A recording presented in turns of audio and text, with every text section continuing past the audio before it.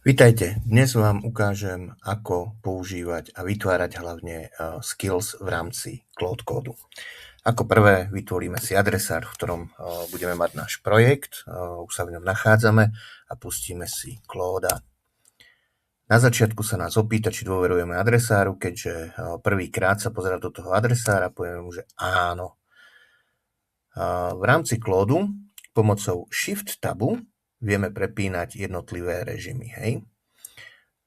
Najdôležitejšie je všetko si pekne naplánovať. Takže máme plánovací mód. Máme automatický mód, ktorý nám spúšťa všetko bez hlavou v rámci daného adresára projektu, to znamená povolíme mu prístup ku všetkému v rámci operačného systému v danom adresári a všetkých podadresároch. Potom máme režim pre agentov a režim pre akceptáciu editácie. Keď ideme pracovať so skillsmi, je veľmi dobré mať nainštalovaný plugin, ktorý nám uľahčí vytváranie skillov. Pluginy si môžeme pozrieť pomocou lomitkového príkazu lomitko plugins a vidíme, že máme režimy Discover, Installed, Marketplace a pluginy s chybami. Na to, aby sme mohli vytvárať efektívne skilly, máme plugin oficiálny, ktorý sa volá Skill Creator. Ja už ho tu mám nainštalovaný v užívateľskom kontexte. Ak ho ešte nemáte vy nainštalovaný, tak vlastne pomocou Discovery šipkou sa pohybujeme hore-dole, pôjdeme do searchu, tu si nájdeme ten plugin a dáme ho nainštalovať. Keďže ja už ho nainštalovaný mám, tento krok teraz preskočíme. Výjdeme von. Potrebujeme najprv si naplánovať náš skill, to znamená, urobíme si nejaký malý brainstorm. Ako príklad, chcel by som napríklad mať skill, ktorý mi dokáže vytiahnuť k akémukoľvek dátumu platný kurz akejkoľvek meny voči euru a aby to stále robil tým istým spôsobom. Pokiaľ my komunikujeme štýlom chatu s Claude Codom, on za každým príde s nejakým riešením a nemusí to byť vždy to isté. Ale pokiaľ vytvoríme skill, tak on bude ten skill stále používať a bude ho používať rovnakým spôsobom. Takže poďme teraz mu povedať, že plánujem vytvoriť skill, ktorý dokáže ku akémukoľvek dátumu spätne zistiť kurz ľubovoľnej meny voči euru. Bolo by vhodné použiť Národnú banku Slovenska. Zistí, ako to robiť a naplánuj skill. Máme tam preklep school miesto skill, tak uvidíme. Vidíme, že nám paralelne spustil automaticky dvoch agentov, ktorí riešia čiastkové úlohy, aby sme šetrili čas a kontext. Vidíme, že agenti naďalej pokračujú v práci. Pomocou klávesovej skratky Ctrl-O sa môžeme pozrieť do podrobností.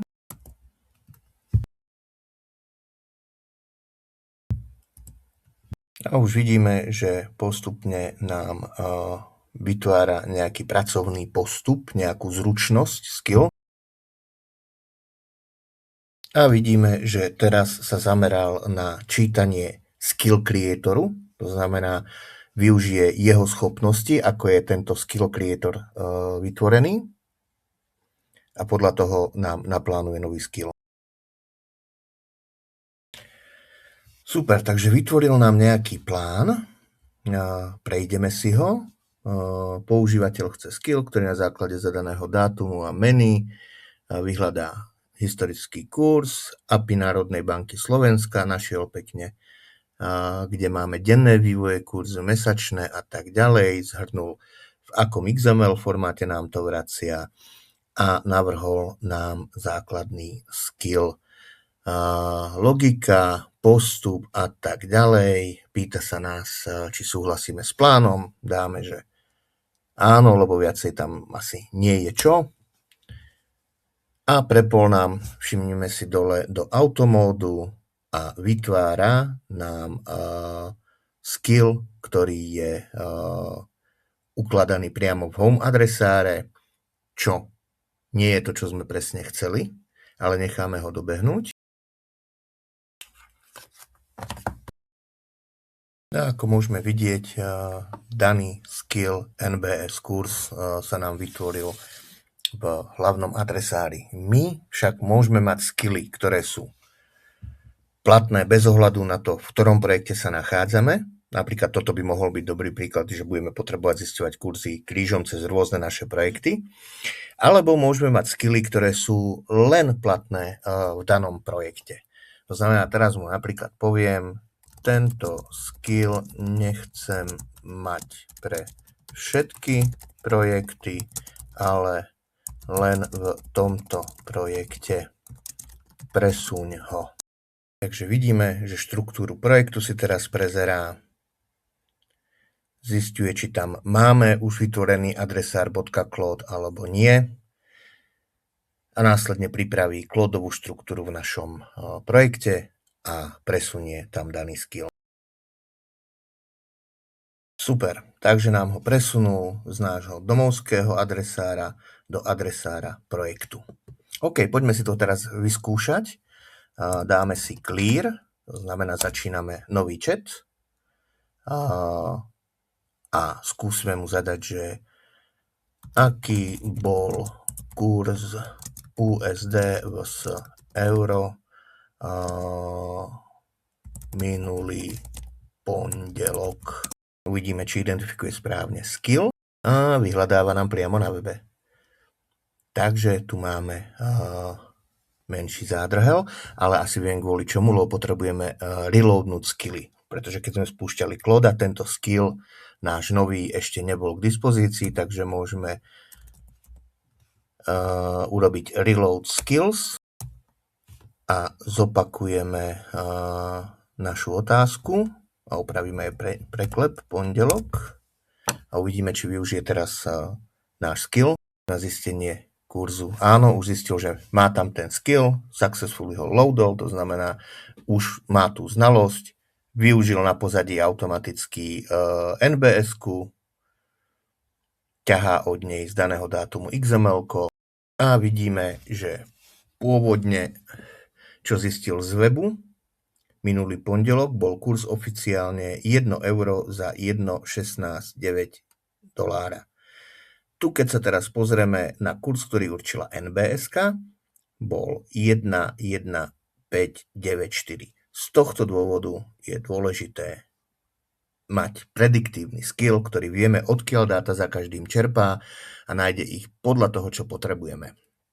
Teraz môžeme skúsiť nejakú šialenosť, napríklad, že zistí výmenné kurzy USD vs eur za posledné 30 dní a zistí maximum vs minimum. A uvidíme, či nám dokáže využiť tento náš skill na to, aby zistil pekne za každý jeden deň za posledných 30 dní kurzy a následne nám z toho spočítal maximálny a minimálny kurz.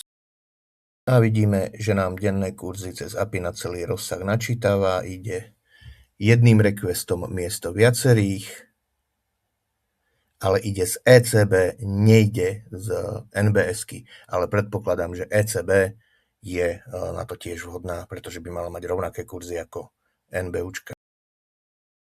Super, takže teraz máme od neho odpoveď.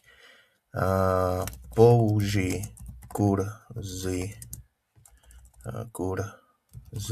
z NBS z Národnej banky Slovenska miesto ECB a porovnaj, či dáta sedia.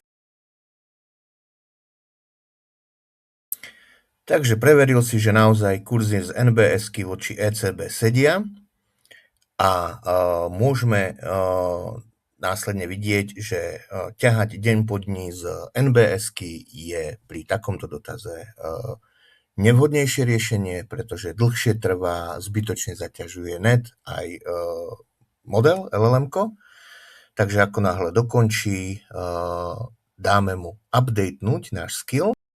Uprav náš skill na NBS tak, aby pri hromadných dotazoch používal ECB, keďže máme potvrdené rovnaké dáta. A uvidíme, či nám aktualizuje náš skill. Vidíme, že nám masívne upravuje náš skill. Červeným je vždy značený riadok skillu, programu, dokumentu podľa toho, čo upravuje. Taký, ktorý odstránil, zeleným je taký, ktorým ho nahradil alebo ktorý pridal. Takže vidíme, že upravil podľa našich skúseností a testu tento skill. Ako sme sa v tejto lekcii už poučili raz, potrebujeme vždy reloadnúť skilly, keď sme ich upravovali. Vyčistíme si našu session, aby zabudol na všetko, o čom sme sa doteraz rozprávali, ale skill máme loadnutý, to je dôležité. A povieme mu napríklad teraz, zistí najhorší kurz USD vs eur v roku 2026 a najlepší a zhodnoť percentuálny výkyv. Uvidíme. Vidíme, že správne identifikoval skill, ktorý ide použiť. Teraz vidí, že USD je v ECB zozname, použije teda jediný komplexný request, aby to mal výhodnejšie, dostane rovno CSV dáta. A vieme, že týmto spôsobom ten skill za každým, keď sa pýtame na kurzy, na všetky veci kolo toho, či už bereme jeden deň alebo x dní, vždy použije úplne tú istú prediktívnu, spoľahlivú metódu a vieme predikovať, akým spôsobom nám to urobí. A takýmto spôsobom si de facto neprogramátori vedia v cloud kóde vytvárať skilly. A tie skilly sú niečo ako naše programy malé, ktoré vieme, že cloud code obohatíme tým a bude pre nás robiť stále dookola to isté. OK, skill nám teda dobehol, vyhodnotil nám kompletne dáta, zistil si všetky pohyby dolára voči euru. Vidíme, že najlepší kurz v euro najsilnejšie bolo 28. januára, najslabšie bolo 22. júna a vidíme, že rozdiel medzi týmito dvomi hodnotami bol 4,52%, takže takýto výkyv zatiaľ máme medzi najhorším a najlepším kurzom eura. Takže toto bola ukážka, ako vytvárať nejaké skilly, ako sa poučiť, keď nejaký skill nám robí nejakú chybu alebo nám robí niečo neefektívne, ako ho updatenúť a ako naučiť Claude prediktívne robiť spoľahlivo určité veci, ktoré od neho potrebujeme. A takto si môžete vytvárať skilly na čokoľvek, na akékoľvek veci, ktoré potrebujete. Díky za pozornosť.